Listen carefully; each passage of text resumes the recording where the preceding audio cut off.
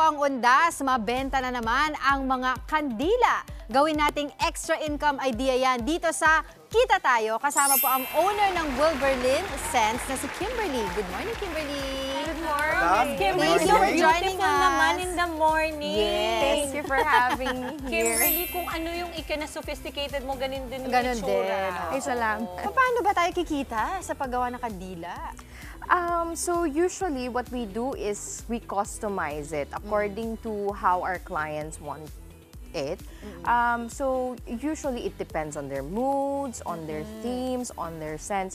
Kasi we don't realize that scents is really strong in evoking emotions. Oo, totoo yun. So we really wanted to capture that. So we want to help every clients that we have to really figure out what scents would they actually like to invoke which emotion. Sa anong bagay Oo. sa kanila? Meron kasi, di ba, I think yung sinasabi ni Miss Kimberly is na tama ba ako, kunwari sa Pasko, sa tahanan ninyo, gusto mo ang mga anak po ninyo, mga kapatid, ay maalala na amoy cinnamon.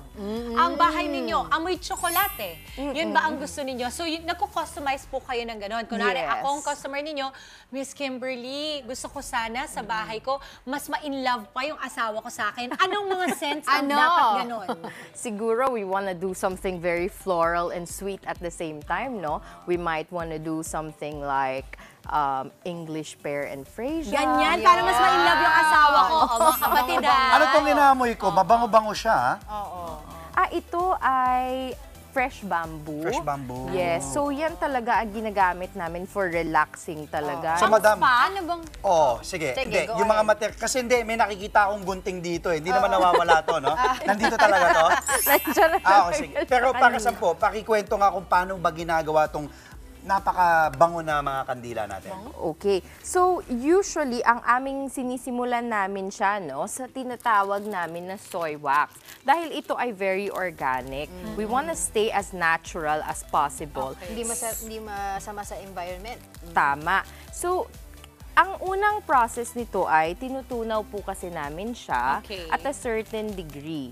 Once we reach na yung temperature, we would then go and add ng personalized na scents that you want. O, Oo. tapos hindi lang, not necessarily just one scent, eh, no? Pwede Yes. magdagdag basta bagay. Okay. Oo. You can mix a few scents na you prefer na sa palagay mo ay talagang nakaka-spark ng some emotions or memories. Ito no? nga, ma'am, meron tayong distinct na for Good Morning Kapatid. Amoyin natin at subukan Sige, kong sige. sabihin Tama kung kaya? ano. Uy, ang bango. Oo, tingnan ko. Ano ang ano niya? Ano Hindi ang- pwedeng perfume connoisseur to isa kasi lahat na sinabi niya, mabango lang. Ang bango. I Ano, pwede smell, ba? Bamboo. Lavender. Lavender. Is it lavender? No, it's not. Bamboo? tama ang una. Ay, ang galing mo! Magaling siya. Nang-bash pa ako. Alam mo, una sa lahat, galing ka na talaga sa fresh bamboo kanina. Sinabi na kasi ngayon. Okay, pero ang napansin ko, they also come in boxes at meron ding mga ganitong matching. Ano Yes. naman po ito? Yan naman po ay ang aming room and linen spray. It goes well with yung candles as well. Okay, So, kung anong amoy nung candle, yun din yung amoy na. or you can choose din naman ng Mix and scent match. na nagko-complement doon sa candle that you have. Okay. Pero tanong ko lang, syempre yung mga nanays natin dyan, and lahat ng mga nanonood sa ating mga kapatid, interesado sila magsimula na ganitong klaseng negosyo. Magkano ba yung puhunan? At paano sila magsisimula?